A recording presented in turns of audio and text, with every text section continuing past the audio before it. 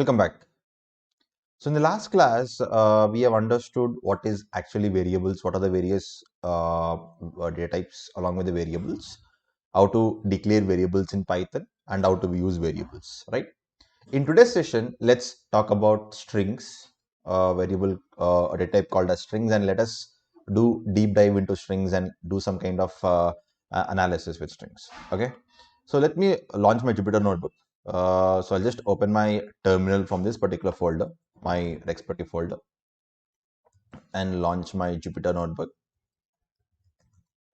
Go deep dive into strings. We clearly know that when you want to represent a text in your text or a character in your Python, we'll be using a data type called as strings. So today let's understand some functionalities with string and let us understand some slicing based operations with string. Okay, so how do you declare a string? Something like this, right? S is equal to something like this. For example, I want to declare a string like this is a Python class, right? This is how you declare a string. Perfect. Now, for example, the same string, okay, this is fine, but I want to make the word Python in a single quote. I mean, I want to make Python in a double quote or single quote. Let us make it double quote first. So if you want to make your Python means in the string, for example, now if you just print yes, if I just say print yes, it is printing this is Python class. That's good, perfect. But I want word Python should be in double quotes. Like I want to highlight Python in double quotes. Let's see by doing in that way.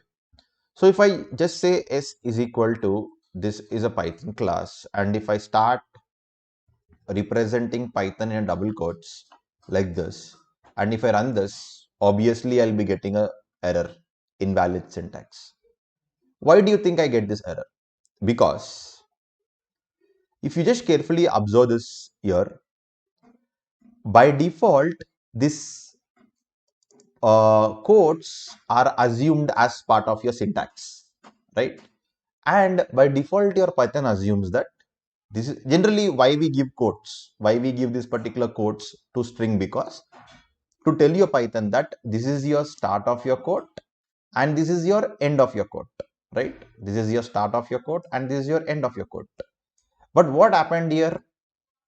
Here your quote is starting here, but it is ending here. That's fine. Again, starting one more string and ending here. So here this word is unknown to Python. That is the reason it says invalid syntax, because when you are using a double quotes to close your string to enclose your string, you are using another double quotes inside this particular string. Because of that, you are having a problem, right? So to avoid this problem, because your Python doesn't understand what is exactly this word is, right? So to avoid this problem, what is the one more, I mean, what is a one of the solution is you can have a single code around this, because you are telling your Python that yes, you're starting your string here and ending your string, right? You're starting your string and ending your string, so you're not representing by double quote. So your Python will not have any confusion. Previously, what happened here is Python was having a confusion because you were starting and ending with double quotes, and because of that, you're starting a double quote here and ending here, and starting again and ending here, and this word is unknown.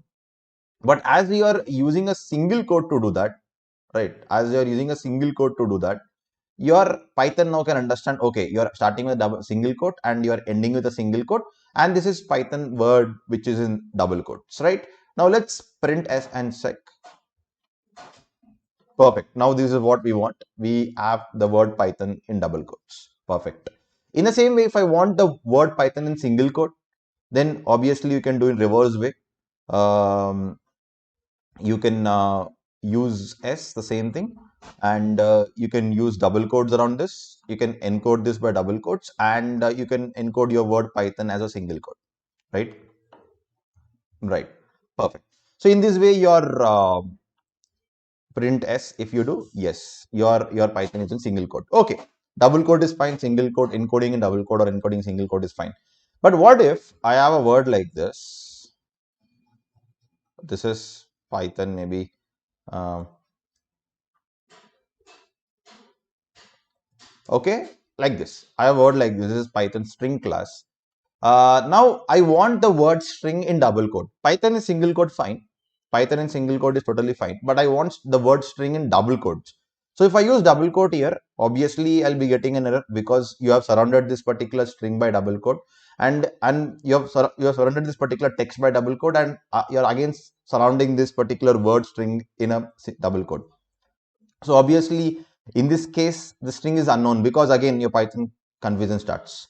So to avoid this problem, if you want your quotes explicitly as part of your string, okay, if you want to have your quotes explicitly part of your string, the another option we have is using slash, right? Using slash. So if you are able to use this kind of slashes in Python, basically it is backward slash. Yeah, if you are able to use this kind of backward slashes in Python, it means that, see, either I can use backward slashes for this or single quote, but right now in our case single quote is not needed because automatically your Python, your entire text is surrounded by a double quotes. So if I use this backward slashes here exactly before your quote, so by using this backward slashes, you are explicitly telling your Python that don't assume this quote as part of your syntax. It is a part of our string itself. So you are explicitly telling your Python that don't consider this as a part of syntax. So in that way, you'll not be getting error because this is not now considered as a part of a syntax. Because in the previous case, when I remove this backward slashes, it was actually assuming it as a part of syntaxes, and it was assuming that this was your end of your string because this is your start and this is your end. But no longer it is now this is start and this is end because you are explicitly telling your Python by using these slashes, right? And now we just see here there is no error, and if we just say print yes, yes, I'm able to get Python in single quote and string in double quote. So this is how you can use slash functionality, and also you can use the slash functionality for single quote also. I mean, it is not compulsory that you should use only for double quote. Means, for example, if I am surrounding this by single quote and I want for single quote only here, okay, instead of changing this enclosing part, you can make it as slash. You can put slash here, saying that this is actually not a part of Python syntaxes. Okay, if you're explicitly telling that it's not a part of Python syntaxes, then obviously this works again for single quotes also. So either for single quote or double quote, if you want to include quotes in your string, obviously you can use this like slash functionality, backward slash functionality. Perfect. Apart from this backward slash, single backward slash, there is also other option that is called as slash n. There is something called as slash n. And one more important thing is here in Python, hash represents, if you are representing something by hash, it is nothing but comments. Okay, if you are representing, this is nothing but a comment. Okay, this is one more important thing. So yeah, so we use comment. Hash is basically for comment. Okay, whenever we use hash in Python, that is for comment. So what is the use of comment basically? What is the main use of comment is, for example, if you want to explain your code, for example, this is one code which you want to explain. Generally we use comment. So above this particular code, we use hash and tell to explain this code. So saying like something like declaring a text, something like that. Or if you want to comment out a specific code which you don't want to execute, or if you want to use it future, or if you it was already there and if you don't want to use it right now, you can comment out. For example, I want to comment out this code, it will comment out. So what happens is when you use a comment, if you use a hash before this, what happens is that particular part of code will not execute. It will be like it is present in the code, but it will not be executed. So it is, you can see, it is not executed. Okay, it is not executed. You can see if I use hash here, yeah, it will not get executed. So it's something like that. Okay, it is just a part of code. Now, yeah, now I'll be using a command to explain my code. So now we're talking about something called a slash n, right? So slash n, what is slash n? Slash n is for next line. For example, you're declaring a text, and if you want a particular part of text to be printed or to be displayed in the next line, you can use slash n functionality. Okay, so slash n generally represents next line. So let me show you how can you do. You can simply say s is equal to, maybe this is line 1, this one random text, and I'll use slash n. Okay, slash n you should use in this way only, backward slash n, and okay, this is backward slash, yeah, slash n, and this something like this is line 2. Okay, so we have, this is line 1 and this is line 2. I'll do one thing, I'll do without spaces and just check what happens. This is line 1 and line 2. Now if I just print yes, you can see it is printing in the next line. So like this, if you use slash n, basically slash n stands for next line, for printing your statements, whatever you have in a next line. Okay, this is how slash n works. In the same way, there is something called as slash t. Slash t. So what is slash t in the sense? If you want to have a tab space, okay, slash t stands for tab space. So let me show you how it works. So slash t stands for tab space, and it is something like this. I'll take the same string, I'll just copy it here and make it as slash t instead of slash n. Okay, so now if you just look at this, if I just say print yes, yeah, you can see we are having a tab space. This is nothing but a tab space. Okay, you're getting a tab space here. I'm not giving any tab space, but you're getting a tab space here like this. Okay, that is nothing but your slash t functionality. Slash t functionality. Okay, so we have slash n slash t. Okay, perfect. Now you also have something called as slash r. You have also something called as slash r. Slash r stands for carriage return. I'll give this as task to explore. Okay, you can explore this carriage return slash r. Okay, now we have learned about all the different slash functionalities, right? How single slash is used, how slash n is used, how slash t is used. Now let me show a small example. I'll do one thing, I'll just copy a path from my folder. Okay, so I'll just go to my C folder and I'll just take a random path right now. Okay, so I'll just go to some program files and yeah, I have this file. I'll have this path. So just observe here, I'm just taking a path here. Okay, C program files, something like Node.js. Okay, and I'll declare here saying some random variable I'll take. You can take any variable. Okay, you can see it is, I'm just declaring a path, something like this. Now if I just print a, small a, of course it is case sensitive. Yeah, do you think now it is proper? Is it printing my path proper? Obviously no. You can clearly see that here it is printing up to program files, but because of this slash n functionality, because we know clearly the slash n stands for next line, right? Because of this slash n functionality, this second part, whatever we have after slash n, is printing in the next line. But this is what we do. This particular thing we don't want, right? We want in a different way. We want to print path completely. This is not the right way to print, right? So in this case, we have something called as raw string. Okay, so instead of printing like this, or instead of using your string like this, whenever you have this kind of paths or something like that, where you don't want this slash functionalities especially, you have to declare r before your quote. It might be for single quote or double quote. If you use a single quote, also same thing, or if you're using a double quote, also same thing. So if you use r before your, again guys, slash r and this r is completely different. Okay, don't relate to this. It is r stands for, your slash r stands for carriage return, your r stands for raw string. Okay, here whenever you declare r like this, it's basically called as raw string, and this indicates what? This indicates that to avoid all the slash functionalities, if you declare r before your code, you're telling to your Python that to avoid, to make this as a completely raw one, raw value. Okay, don't use any kind of slash n functionalities or slash t or slash functionalities.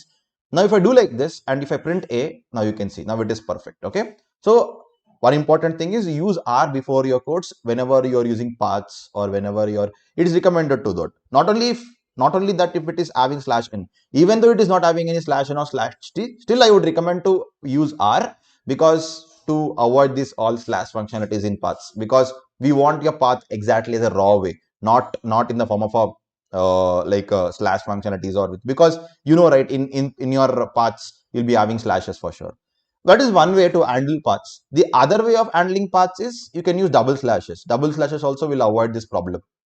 Means instead of using R, if you use double slash also, this problem is avoided. You can see I'm not using any R, but if I use double slashes also, this particular problem will be avoided. But the more recommended way is using R. So either way is fine. You can use that way. Okay. And yeah, if you use double slashes also, your path works. So no need to worry about that. Okay. So in this way, you will be using the slash functionalities and handling the slash functionalities. Perfect. Here also, if you, for example, here also, if I put R here, okay, what happens? You can see you're getting even slashes also. If I put R here, you're not getting any error, but you're getting slashes also. That's the meaning of a raw string. Okay. If I remove R, yes, you're not getting any slashes and you're getting as a coach. So like this, you can use your raw string. Perfect. So in this way, we understood about slash functionality. Now let's understand about the inbuilt function called as len. If you want to know the length of any data structure, now we are working with strings, right? If you want to know the length of your string, you can use length of a, something like that, len of a. It's an inbuilt function in Python, len, length of any data structure, not only for string. For example, let me show you a sample string I'll take. Okay, a is equal to hello, and if I say hello world, hello, I'll be getting 5, and if I say hello world, I'll be getting 11. And one more important thing is even space is also part of your string. Okay, that is very, very important to understand. Even the space is also part of your string. So even the space is also considered as a part of your letters. Perfect. Now we have understood few functions. Now let's understand how to do slicing operations in string. But what exactly is slicing in general? What exactly is slicing? Or you might heard about many times this word slice, right? What is a slice? For example, you have a cake and the part of a cake is called as slice generally, right? So part of something is nothing but a slice, right? Part of something is nothing but a slice. In the same way, you have an entire string like this, and if you want a part of that particular string, you can do slicing operations. And slicing operations are very famous in your data structures, guys. So let's see how do we do data slicing operations. For that, I'll be using a sample string like this. S is equal to Python. The very first important thing is we are doing slicing using your indexing operations. So from this, I want to make a point here. Okay, from this, I want to make a point that string supports indexing. One important point about string is strings supports indexing. Why I'm explicitly telling about this? Because there are few data structures in Python which doesn't support indexing. What is meant by indexing? Indexing means if you are actually slicing your data based on indexes, okay, or if you are able to access your data based on indexes, that is called as indexing. Indexes is nothing but position. So string supports indexing. There are few data structures which doesn't support indexing. We'll talk about that also. But first, let's start with strings indexing. Now, coming to the indexing, if I talk about the indexing in strings, for example, let us consider the word. Make it better way. Let us consider the word something like mm, something like data, like a very simple word. Let us take. Okay, database I'll take. Okay, a simple word called as database. Okay, now I want to know the indexes of this particular string. How can you do? So if you just take this database, your database word will be something like this, right? So it is database, right? So now here, when you talk about indexing, guys, in Python, the indexing starts from 0. So D is given as position 0, A is given as position 1, T is given as position 2, again A is given as position 3, 4, 5, 6, and 7. So these are the positions are given for each character in the string. So index is nothing but giving the positions. So D is 0, A is 1, T is 2, A is 3 again, B is 4, A is 5, S is 6, and E is 7, right? Now let's see how do we access that with the help of this indexing. So if you want to access that, it's very simple. First, after declaring your string, you can simply say s of 0. We know that in the 0th position it is d, right? So if I say s of d 0, oh, sorry, I guess it was Python only. Perfect. Now it is perfect because I didn't run this code. Cool. So s is equal to database, and if I say s of 0, yes, I'm getting d because the first word in your database is d. So s of 0 is d, and then s of 1 is a, s of 2 is again 2, like that, so on. We have s of e, s of 7 is e. So I'll just say s of 7, it's e, right? And there is no s of 8 here. So by chance, if you try to access like s of 8, you'll be getting an error saying that index error, string index out of range, because you're going out of range, right? Because if you see your string ending, your string indexes is ending at 7, but you are accessing an 8th index, which is not possible. So you'll be getting a string index out of range error. Okay. So like that, I can access any index and I can get my part of your string, that is your single character. Means if you want to get a specific character based on the position, so you're getting the specific character based on the position. Perfect. Next important thing is, now I do want the specific character, but I want a part of a string. Means, for example, from database, I want to extract data. Okay, from the database, I want to get data. How do I do that?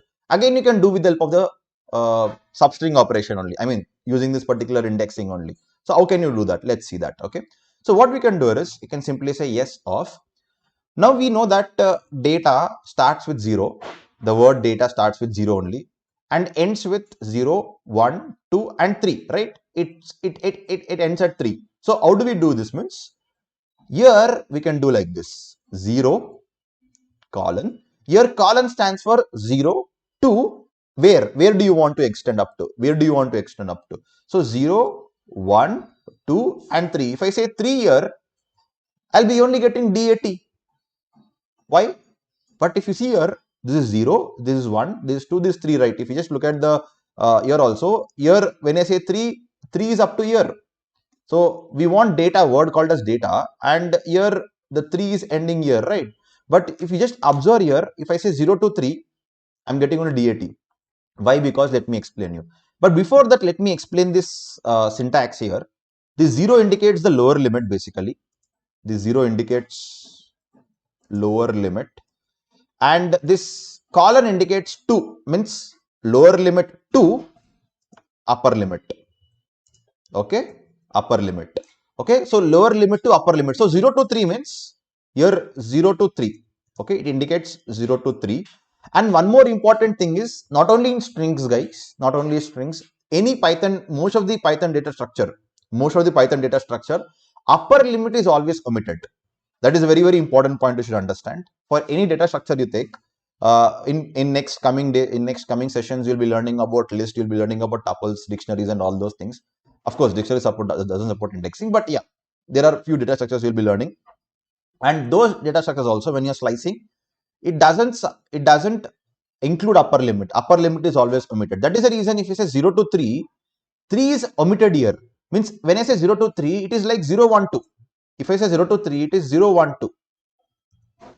Okay, means you'll be getting only this part. When I say 0 to 1, 2, what happens? You'll be getting only this part, right? You'll be getting only this part. So that is the reason you got DAT, because upper limit is always omitted. So in that way, if you want data, word called as data, but not DAT, you should say 0 colon 4. Okay, you should say what? 0 colon 4. So what happens if it's 0 colon 4? 0 colon 4 means 0, 1, 2 and 3. Upper limit is omitted, so 4 is omitted. Something like this. So you got data, a word called as data like this. Perfect. Next.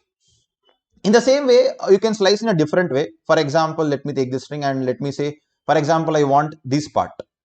Maybe something like I'm taking some random part. So like this, I can simply say 1 colon. 1 colon means it starts from 1. Means if you just say, if I start from 1, it is starting from this particular point, right? It is starting from this particular point. I want to start from 1, then 2, then 3, then 4, up to 4. So 1, 2, 3 and 4. Up to 4 means I have to give 5, because upper limit will be omitted, right? Okay. So it is something like this now. 1 to 5. If I say 1 to 5, yes, I got the wanted data I want. Like this, I can slice. I want, for example, I want the word called as base. Okay, I want the word called as base. So what I can do, I can simply say yes colon s of the index number for base is, if you just look at this, index number for base is 4. So 4 colon and 4 colon, and the last up to last, that is e, that is 7. But if I say 7, I'll be getting only base because upper limit will be omitted. So you have to mention 8. So no problem. If you mention 8 also, you'll not be getting any error, but you will be getting base because upper limit will be always omitted, like this. The other way of slicing this way is, you can, instead of saying 4 colon 8, you can simply say 4 colon. Here, if we just observe carefully, here I am not mentioning the upper limit. I am mentioning only lower limit, right? I am mentioning only lower limit. So if I say only lower limit colon, and if I don't mention upper limit, automatically it will go up to last. Okay, if upper limit is not mentioned, remember guys, if upper limit is not mentioned, automatically it will slice up to last. So you can see I'm getting only base, right? Because upper limit is not mentioned. So you're starting from 4, and going up to last. In the same way goes for lower limit also. For example, your data is something like this, database, your string is something like this, and you want only data. So what I will do is, I'll not mention lower limit right now. I'll just say up to 4, right? So if I say colon 4 here, I'm not mentioning the lower limit, only you are mentioning upper limit. It is something like this, colon upper limit. So if I mention like this, colon upper limit, so it starts from 0. Okay, if I don't mention lower limit, it starts from 0. If you don't mention upper limit, it goes up to end. So as I'm not mentioning the lower limit here, you can see it starts from 0, and you can see I'm getting data itself directly. So like this, you can do instead of mentioning the lower limit and upper limit in this way. So in this way, you can slice. You can just practice this in a different by trying different indexes, and do your work in this way. Do your things in this way. Now we talked about one kind of indexing. In Python, we can have also negative indexing also. Let's see, here we talked about positive indexing, right? But we can also have negative indexing. So how exactly negative indexing works? Let's see that. So how negative indexing works means, your negative indexing starts from the last. So you can see positive indexing start from where? 0, 1, 2, 3, 4, 5, 6, 7. It starts from the first, right? But your negative indexing starts from last. So you start from the last value, e. So -1, -2, -3, -4, -5, -6, -7, and -8. So there is no 0 in this negative indexing. It starts from minus. So -8 is the first value, -7, -6, -5, -4, -3, -2, and -1. So the last index is -1, the second last is -2, third last is -3. It is something like you start from last, right? The first last is -1, second last -2, third last -3, fourth last -4, fifth last -6, 5. Like that, it goes on from the right side. Sorry, you start from the last, mean the right side. So it's something like this. Your positive indexing start from the left side. It goes from left to right, your positive indexing. But your negative indexing starts from right to left, right? That's how the negative indexing starts. Okay, now let's see how to work with negative indexing. How do we deal with negative? It's same way, like how do we work with positive indexing? The same way we deal with negative indexing also. Let's see how to do that. Okay, it's very simple. And the advantage of negative indexing, guys, is if you want to get any element from the last values, you can directly get it without any hesitation, without knowing the length of your data, or without knowing the last index. Directly you can do it by getting s of -1, right? So for example, if I say like this, your s is your database, something like this, and if I say s of -1, you can see I got the last index directly, because your, just a second. Yeah. So the moment I say s of -1, I got e, because you can see the last index is e right now here, right? S of -1, e. In the same way, if I say s of -2, it is yes. So the last word is yes here. The second last word is yes. So you can directly get your last indexes like this. So it is not only for strings. Again, negative indexing supports in various other data structures also, like list and tuples, which we will be discussing soon, supports also negative indexing. So whichever most of the data structures which supports indexing supports negative indexing also. So we can use this negative indexing in many cases when you want to get last items, what you want, whatever you want. Okay, like this. For example, last second item, last third item, and you can also get part of your data. For example, not only single characters. For example, if I say s of 8 minus 8, so s of minus 8 will be d, the first value, right? S of minus 8 will be d. Of course, you know, right? You cannot do s of minus 1 because you'll be getting index error. So it ends at minus 8 itself. Cool.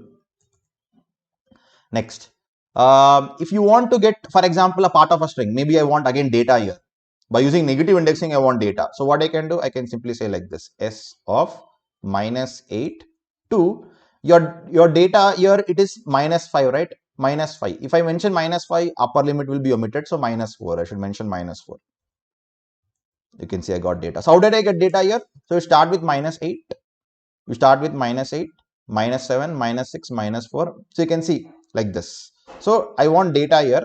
So it is minus 8 to minus 4. Minus 4 will be omitted.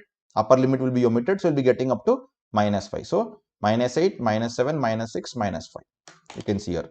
Minus 8 to minus 4, you got data. Of course, here also you can remove the upper limit and you can simply say colon minus 4. You'll be getting the same thing. In the same way, I want, for example, base. I want base, right?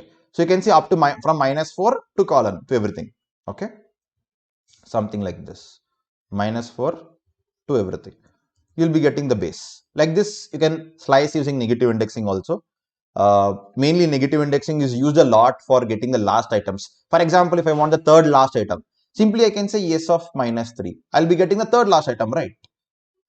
Okay, so it will be helping us when you want to do comment, like for example, you have a list of data or a list of characters. I want the second last word or second last character, third last character, something like this, and I can easily get it in this way. So like this, you can get your slicing, you can do your slicing either negative or positive. Same thing. You can use the same thing. Okay. Last one. Let's do the slicing of ATAB. The same thing. ATAB. Whatever I done with your positive indexing, I'll do that. But for ATAB, the A is minus 7 to minus 4, but I should include minus 3 because upper limit will be not included. So minus 7 to minus 3, right? So S of minus 7 to minus 3, it will be getting ATAB. So in this way, you can just practice out how to work with slicing, right? This is how you'll be doing a simple slicing operations in strings. Okay, perfect. Now let's proceed with strings, some more strings functionality. So we talked about slicing and we talked about slash functionalities. The next thing is let's explore string functions. Let's explore string functions. What are string functions in general? I mean, when you are working with strings, guys, the inside your string class and inside your string library, I can say there are a lot of functionalities available. Don't worry about what is a class and what is a library. We'll discuss that soon. But for now, understand that when you want to work, when you want to do some more manipulations with your strings, some more additional kind of operations with your string, you can use these string functions. How do we get the string functions basically? So basically, this is your string, right? We have string called as database, right? So if I say yes dot, okay, if I say yes dot and give a tab, okay, this is a shortcut in Jupyter Notebook. If I just say yes dot and give a tab here, so we have to wait. You'll be getting a drop down actually. Okay, a kind of a window box, not a drop down, but a kind of a window where it shows all the available functions in the string. So let's wait for that. Okay, yeah, it's came. You can see now we have this particular a box. So in this box, you can see all your functions available in the string. For example, capitalize, case fold, center, count, encode. These all are the various functions available in the strings, which each and every function has its own use case and it has its own functionality. Let's explore some of the functions. Of course, we cannot explore all the functions. There are so many functions. Let's explore few functions. So I'll start with like this, s dot capitalize. Okay. I'll start with s dot capitalize first. I'll just say s dot capitalize. Okay. What capitalize function does? So what capitalize function does is, I guess you might heard about capitalized word. If not, capitalized word is something which makes your first letter of your word a capital. Okay. So what happens is whenever you use s dot capitalize, it makes your first letter of your word capital, uppercase, uppercase. Okay. So if you want to know about the function, now for example, let us assume I'm new to Python. You're new to Python, and you don't know how to use this function or what this function does. Then it's very simple. First, what we can do is we can simply say s dot first. S dot. The moment you say s dot, you'll be getting a box where you'll be having your window where you'll be having your all the functions. Now, I'll start with the first function, capitalize. Now, whenever you're working with function, this parentheses are very important. I'll tell you why later on. Now, the moment you want to know how this function will work, you can just simply say shift tab. Shift plus tab is your shortcut. Okay, shift plus tab is your shortcut to get your documentation. The moment you say shift plus tab, you'll be getting a doc string which talks about this particular function. So it says that this particular function returns a capitalized version of a string. Means for this particular string, it will return the capitalized version. So what is meant by capitalized version? If you just click on this plus, means read more, there is something called as a read more button here. I'll just show you again. So if we just click on this shift tab, just place your cursor on this. So inside this bracket, you should place your cursor and click on shift tab, shift plus tab. Okay, you'll be getting this documentation. And then if you just click on this plus here, read more, you'll be getting this some more information about this particular function. So it says what? So more specifically, make the first character have uppercase and rest lower. So this is nothing but a capitalized word, right?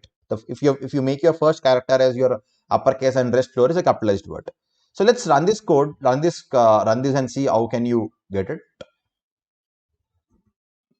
You can see it is database. You can see the first letter is your capital, uppercase, and remaining all are lowercase. So in this way, you can get a capitalized word. So in this way, you can use your functions and string. Okay, perfect. Now, if we just look back to your string, you can see your string is as it is. Your string is not updated, right? Your string is not updated. And moreover, guys, I want to raise one more point here that basically strings are immutable. One more point I want to put it here, that strings are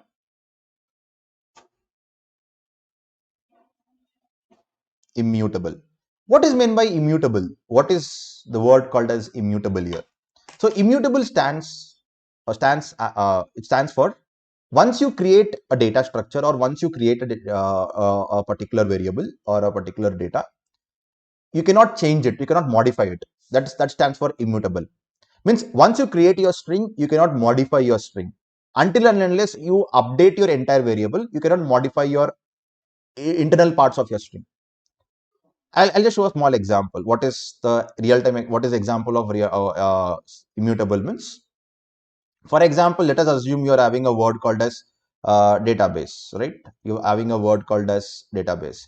Now, I want to know in this database, I want to replace, for example, the word T with S. Simple.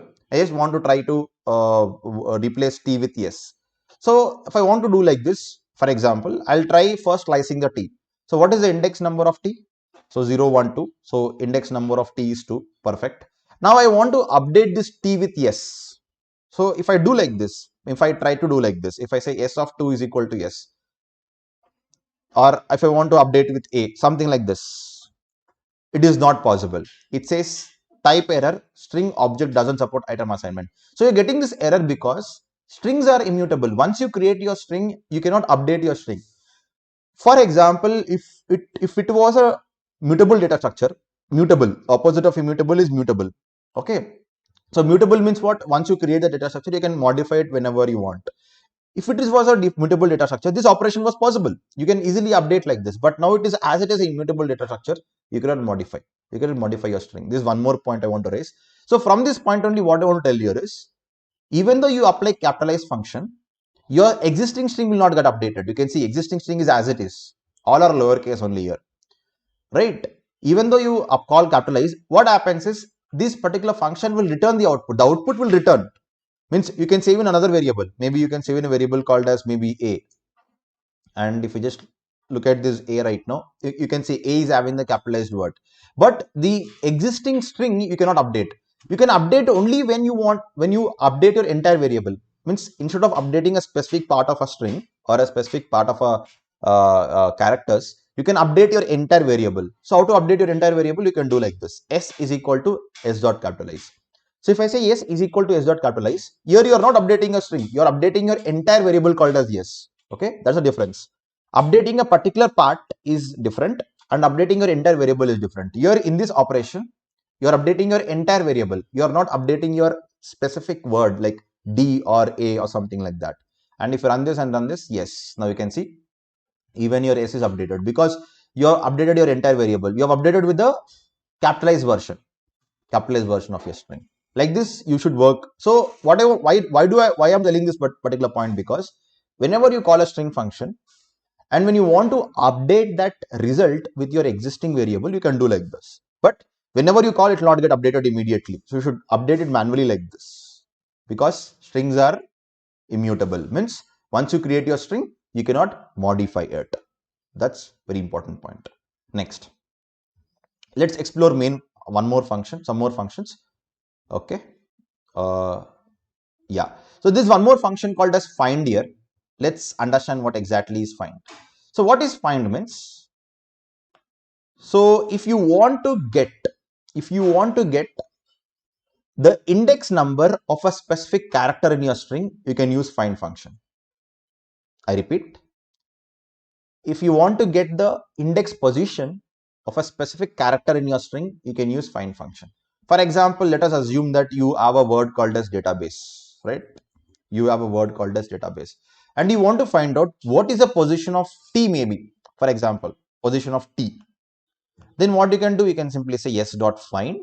In this find function, inside the brackets, you should provide what do you want to find, which character position you want to find. I want to find the position of t. So you can just run this. Yes, position of t is 2. You can see our position is matching. You can see t is 2. For example, I want the position of d. D is, oh, it is capital D.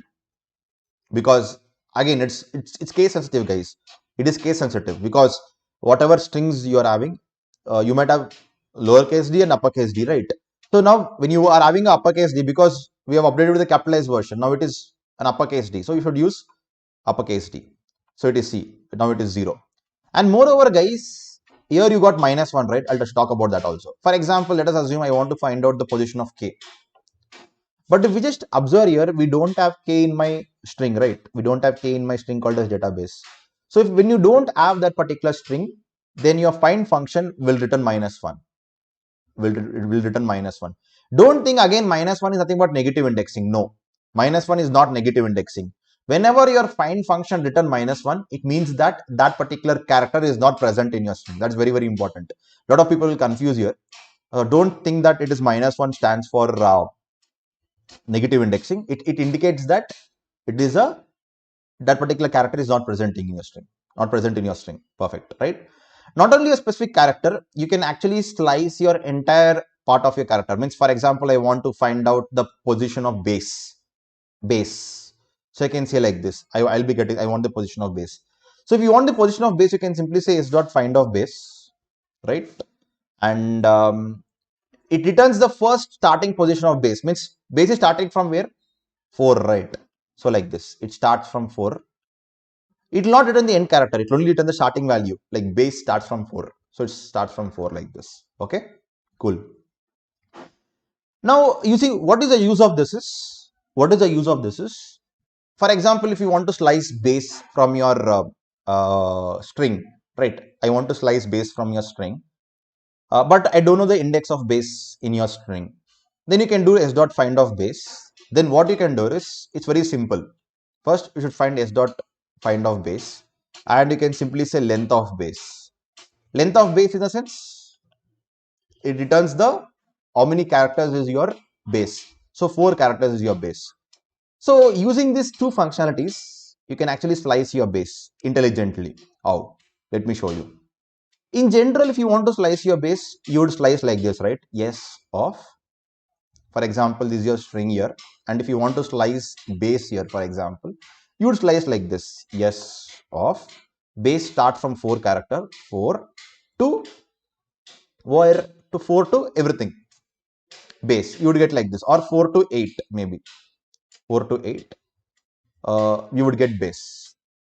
Instead of manually giving 4 and 8 here, using these functions I can give to slice. Okay, so I know that your base starts from 4, so I'll do like this. Carefully observe. Yes of, you start from here, colon. Then what I will do is, I will say like this, s of find dot base and length of base. So what I'm doing here, don't worry, I'll explain you. So you can see I'm slicing base here. So here, if you just carefully observe, I'm not giving a manual numbers here like 4 colon 8. I'm not giving it. I'm slicing based on the functions itself. So how am I able to do this one? Because how am I able to do this one means, first s dot base is 4. This fine. Okay. So it starts from 4. And when I say s dot find base plus length of this one, what happens? What is find function returning? 4. And what is length of base? 4. What is 4 plus 4? It is 8. So 4 colon 8. So automatically I'm giving like this. So whenever I give this, you can see here. So what happens is, in this first part, you'll be having 4 here. And in the second part, you'll be having 8 here. So 4 colon 8. So even if I don't know the index position of base also, I can use this simple technique to slice any string. Okay, I'll show for another substring, then you'll be getting some more clarity. Okay. For example, I want to slice ATAB without knowing the index number. So I can just slice like this, ATAB. First find where is ATAB. Okay. First find where is ATAB. Then find it. Then find out the length of ATAB. So I should just substitute ATAB always. That's it. I'll be getting ATAB. Means here, from the entire string, I'm able to slice a specific character without any using any substrings or any kind of on indexing also by using these functions. I'm just showing a small example of find function. Okay. So in this way, find function will be helping us to find your specific position of your string, of your substring also, of your substring. And by chance the string is not present, you can happily it returns -1. Okay. One more important thing is, for example, now this is your string, and here you have A, right? I want to find out the position of A. But the thing is, here A is present in different positions. A is present in position 1, A is present in this position, and A is present in this position. So what we can do here is, you can simply say like this. If I say s dot find of A, it returns once. Means what? If we just look at the documentation of find, it says that it returns the lowest index of string.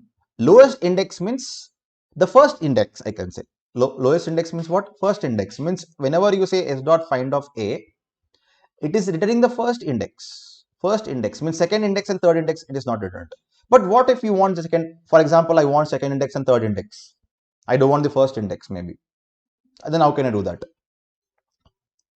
For that also we have a technique. So how can you do that? Means it's very simple. You can simply say s dot find of A.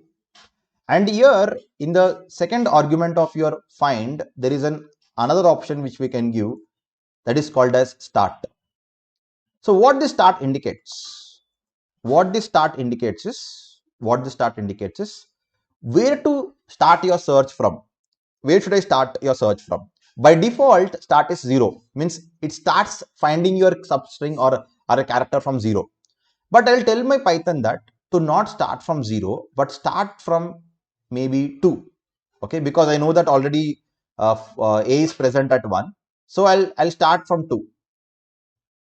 Right? I'll start from second index. So when I say start from second index, it starts searching from this point, because the second index is T, right? So this is 0, 1 and 2. So it starts searching from second index. So it starts searching from this point. So second, third, fourth. Now where is your A present? At this position. So like this, if I say s dot find a comma 2, it's try to find a from second index. So just now let's run this. You can see I got 3. I got 3 but not 1 because it starts searching from second index. Okay, I'll show a small example. For example, now if I say s dot find of capital D, now D is present at 0 index, but you start searching from second index, right? You start searching from second index. So even though if it is present at 0 index and you start searching from second index, still you will not get it because you'll be getting -1 because from the second index you don't have D. So like this, by using second argument that is called as start, you can tell your Python that where to start searching from. So in that way, you can get your second characters also. This is one way. There are other ways also using some kind of logics, but I'm not going that deep. I'm just showing you through find function itself like this. So in this way, you can work with find function. In this way, you can work with find function. And yeah, and one more important thing is even your space is also part of string. As I told you. For example, let us assume you have a string called as hello world.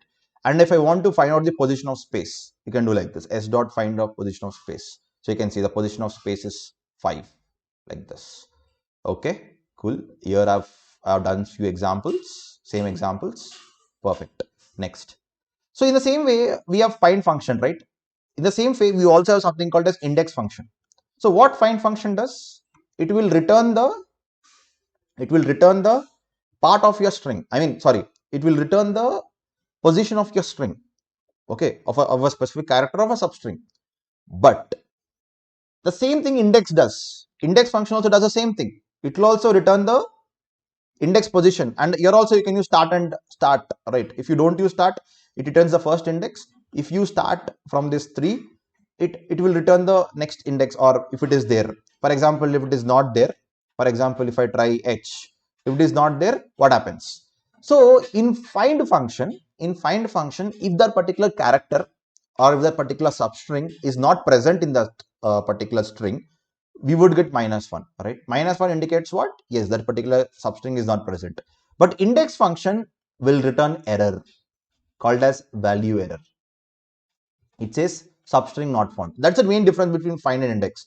If you use find, no error, you'll be getting -1 as output. If you use index, you'll be getting error. That is the main difference between find and index. Find and index both are exactly same. The only difference is if the substring is not present, find will not return any error. It will return -1. Index will return error. That's it. As simple as that. So next we have a function called as count. For example, let us assume you have a substring called as hello world. And here, if you want to find out the count of L's, how many L's are present, you can simply say s dot count of L. That's it. And you'll be getting 3 here. Or you can also know for substring how many world, the word called as world are present. You can see one world is present. And if the particular substring is not present, for example, if I say s dot count of k, and if you want to know how many times your xk is present in your this one, it is 0. So again, count will not return any minus, or not will not return any -1, or it will not return any error. It will return 0. 0 means what? No character. You can also know whether a particular character is present or not by using this. So s dot count will return 0 if that particular character or substring is not present. Okay, cool. Yeah. Next important thing what I want to show here is, for example, you have a word called as world and capital world and small world. And if I say s dot count of world here, it will be 1 only because it is case sensitive.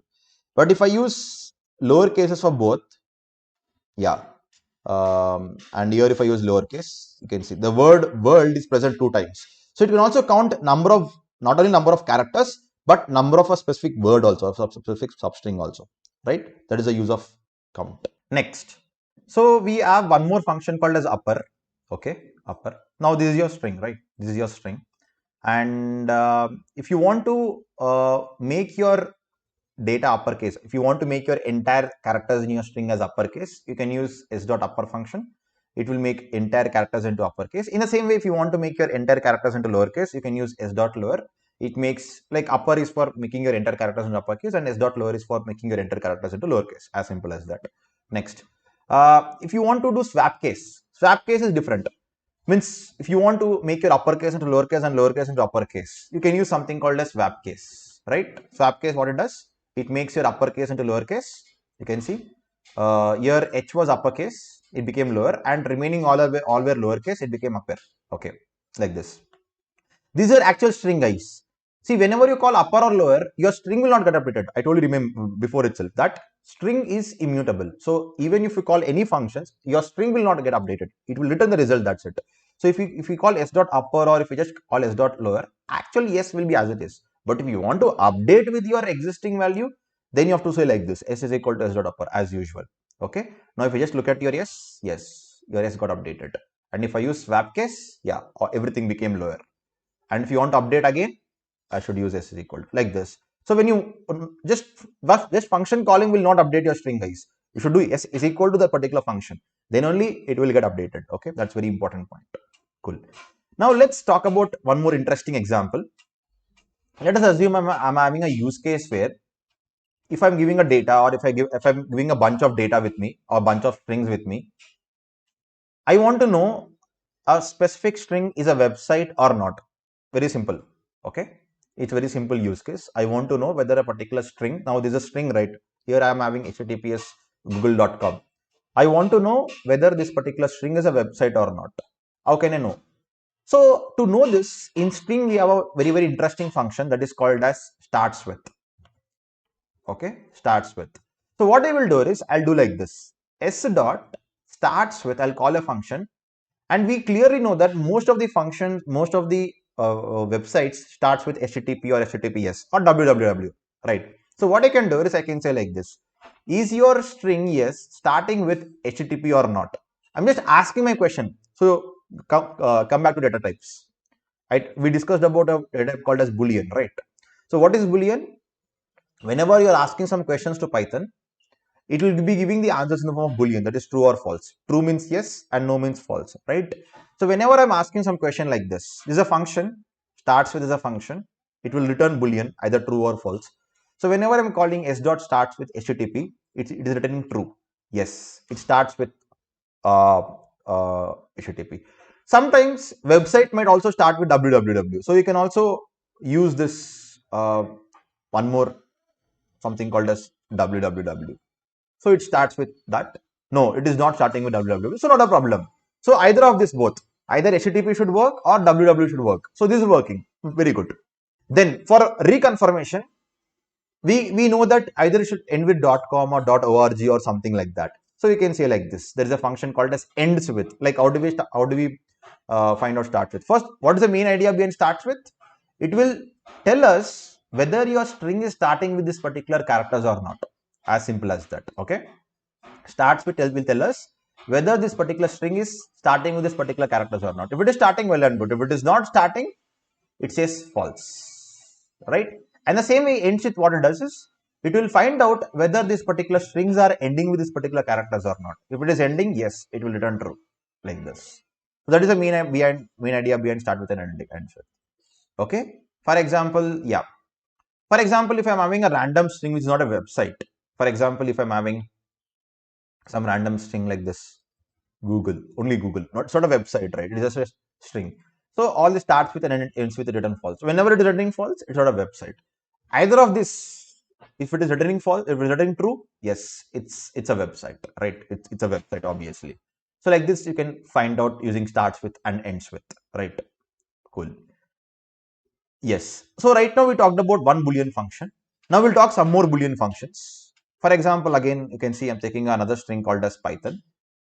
If I say s dot and give a tab, here we have few functions. If we just look at this list of functions here, which I'm highlighting right now, these functions, if we just have a look at this, sorry, yeah, just have a look at these functions. These functions, every value before this function is having is alphanumeric. Okay, is alphanumeric, is alpha, is ASCII, is digital, is digit, is identifier. So whenever, not only in strings, guys, in any kinds of data structure or any kind of function, if you are having is, or if your function is starting with is, it means that it is returning a boolean, means you're asking some question to your Python. So whenever you are having is here, understand that it will return boolean for sure. Okay, so let's understand how exactly this is work. I mean, how exactly this is functionality works. So now, for example, now I'm having a word called as Python. I want to know whether it is alpha or not. For example, when I say is alpha function, whenever I call is alpha function, this is alpha will return true only when all the characters in your strings are alphabets. Okay. In this way, you can know whether your string is alpha or not, alphabets or not. It is very important in some cases where you want to know only, for example, if you want to know if your string is a name or not.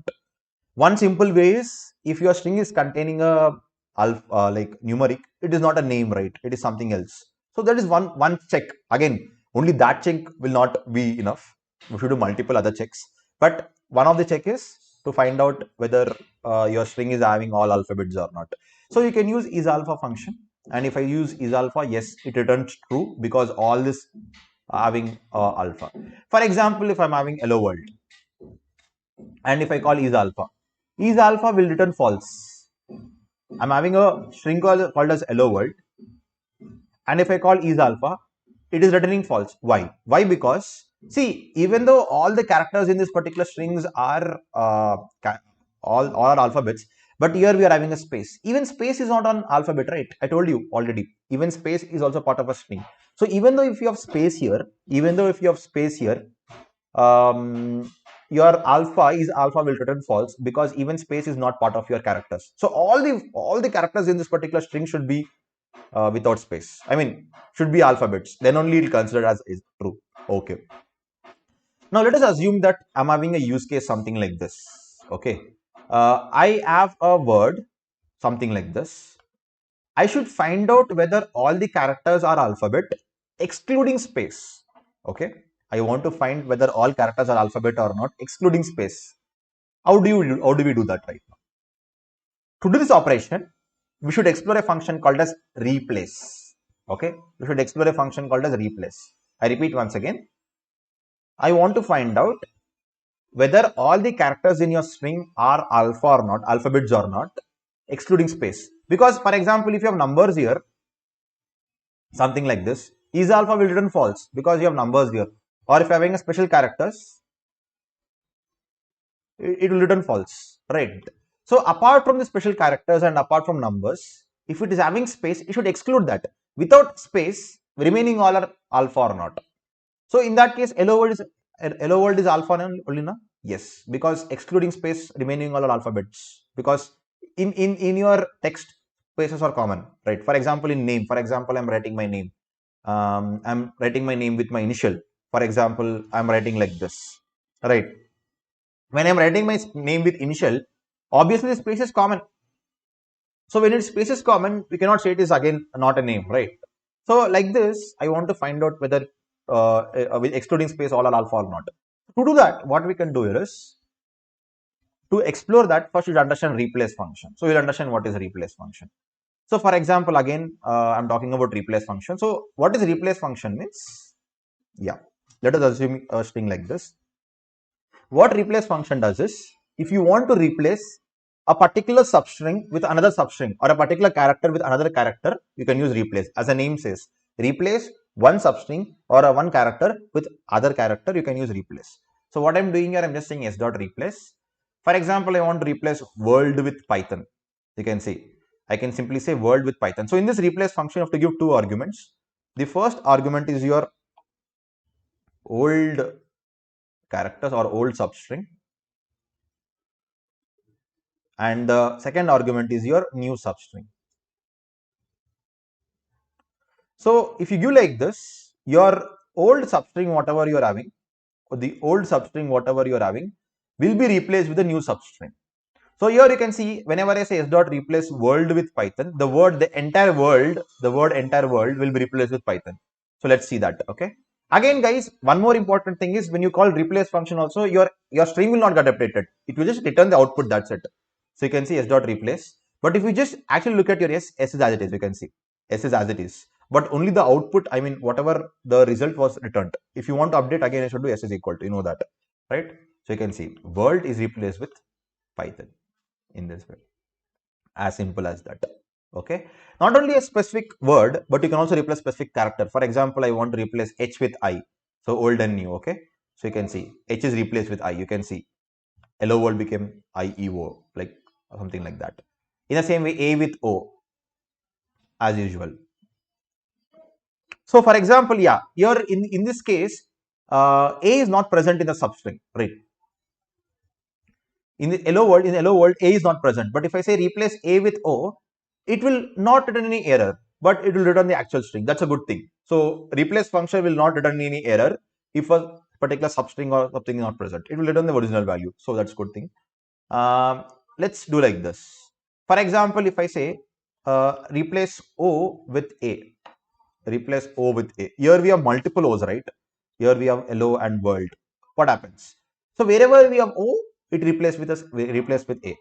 Okay, wherever we have O, it replaces with A. Like this, you can use the replace function and you can do that. But what if I don't want to replace all the values? Right now it is replacing all the values, right? But I don't want to replace all the values. I want to replace only one value, the first value.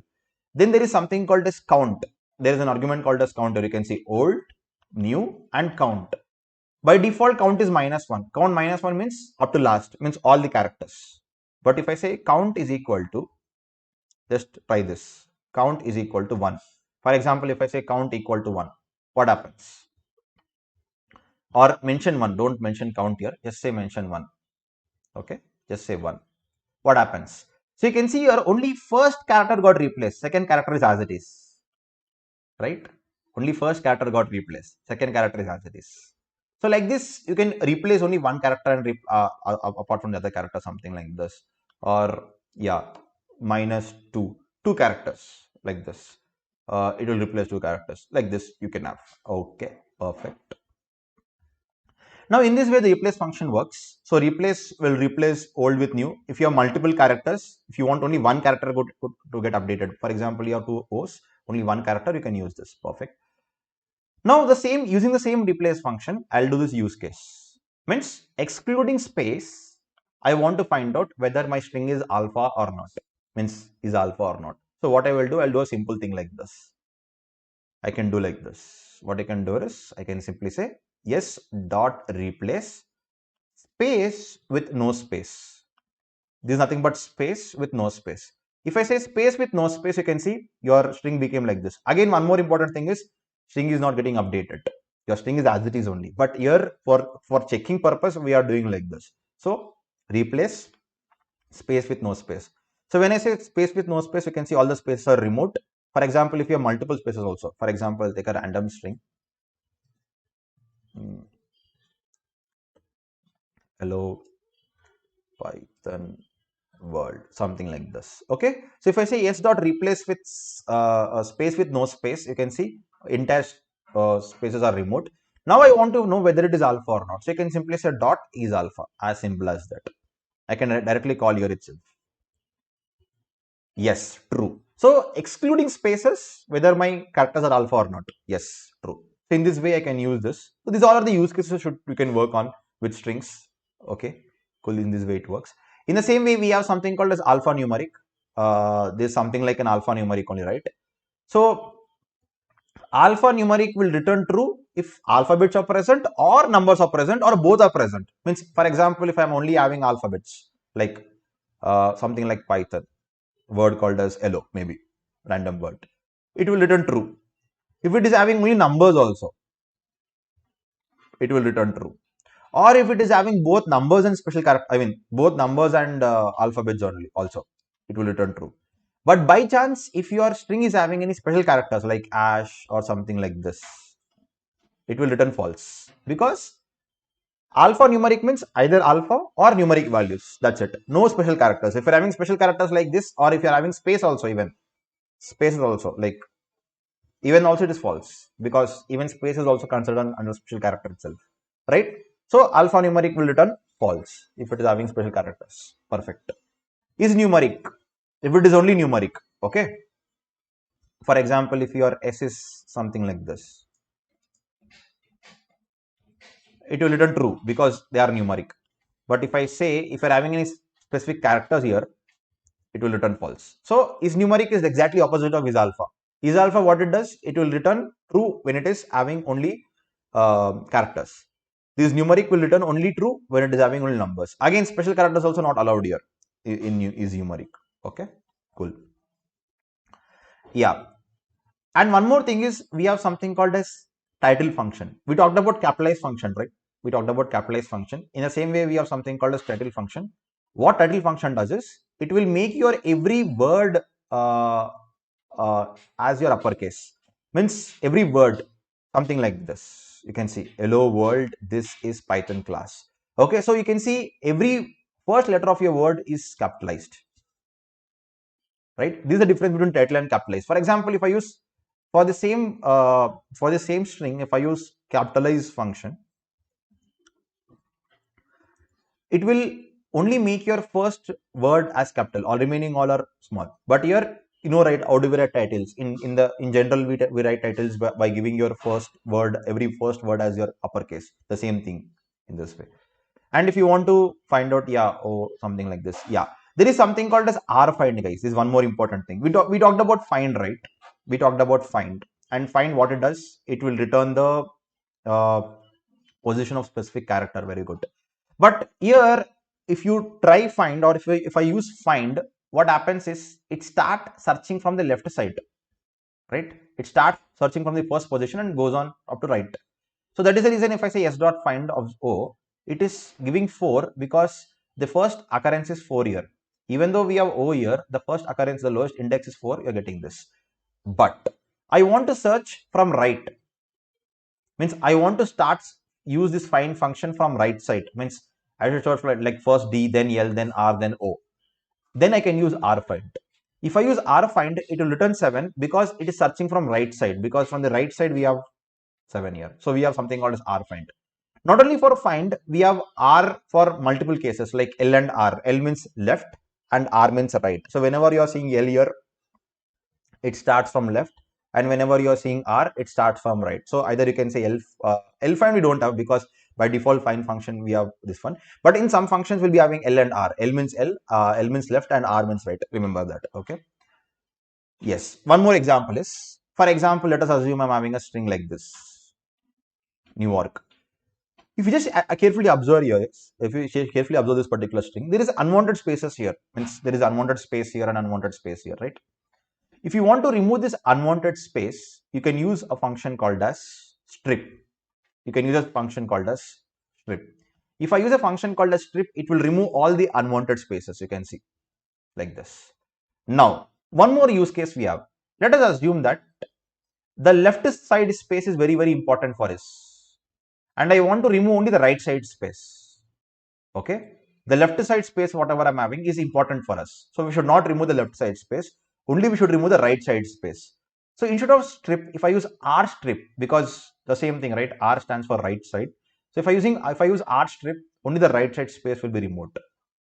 Carefully observe. If I use R strip here, you can see only the right side space will remove.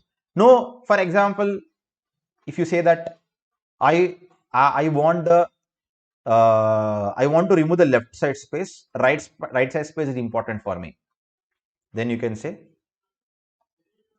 L strip. You can simply say L strip. L strip, what it does, it will keep the left side, sorry, it will keep the right side space and remove the left sides. Sorry, it will keep it right and remove the left one. Yeah. So like this, if you want to remove both right and left, you can use strip or R or L. So R means right and L means left. Perfect. Okay. Next, we have also something called as find. Okay. One more use case you can see here. These all the use case you can just explore. I will be sharing this notebook. Okay, so in this particular string, if you just look at this, if you say A is equal to my, for example, this is my email ID. I want to extract my name from the email ID. It's very simple. So right, clearly your email ID is, we clearly know that before @ whatever we have, it's email ID, right? So what we can do first, we can find out the index number of email, index number of at the rate. Okay, you can find out the index number of at the rate. Oh, let me first create this. Yeah, index number of at the rate is 8. So what we can do like this: a of colon a dot find. So a dot find means what? It will put 8 here. So colon 8 means what? Up to Abhishek, my name, right? So you can also extract your what we call your name from your email ID. One of the use case of find, how exactly find is used. Means from the entire email ID, for example, if I want to extract my name, you can extract like this: a dot find at the rate, and if I say a colon means what? It starts from, by default, it starts from 0. So no need to give 0 here. Colon find will be getting only name. Yeah. So these are the simple use cases you can do with your string, like find function and all those different functions. And there is also a function called as split. Actually, in your string, there is also a function called as split. What is the use of split? Okay, if you want to, for example, let us assume I'm having a string like this: s is equal to, or a equal to hello world. And if I say yes, a dot split, it will split by a space, right? It is splitting by a space, means it is splitting these two words into two parts. And whatever data structure you are seeing is a list. Actually, we'll talk about the list in our next session, but yeah, just it will split by this. Now you can also do in this way. For example, let us assume this is my email ID. Okay, I'm just writing my email ID like this. Okay, I'm just writing my email ID like this, and I want to split by at the rate. You can do like this: a dot split. By default, it will split by space, means it will take this space and split these two words: hello as first word and world as second word. For example, you have hello world Python class, something like that, right? So you can see hello world Python class, all 4 different words. Now I want to split this. For example, now if I call split here, it will not split because it doesn't have any spaces. But here I want to split by at the rate, means I want to separate your name and the domain, that is the gmail.com domain name and domain name. So you can say like this: a dot split at the rate. You can see Abhishek we have and gmail.com we have. So both are split into two parts. How do we use this then? How do we use this list? How can we use this list? We'll discuss that in the next session. How can we use this list? What is the use of this list? But what happens by using this split function? Whatever string you're having, you're converting into a form of a list, that's such that you can split it and use it for your further operations. Okay. So these are the few functions, guys, which will be helping you in your data science operation. So whatever functions we used here, some cases in some point of time we'll be using our in our regular data manipulation, data handling in our data science. So there are a few other functions which you can explore, which we can discuss some more in our data science whenever we get that. But you can just explore by just clicking on tab and just looking at the documentation of the functions. So in this way, we are done with your string session. Thank you, guys.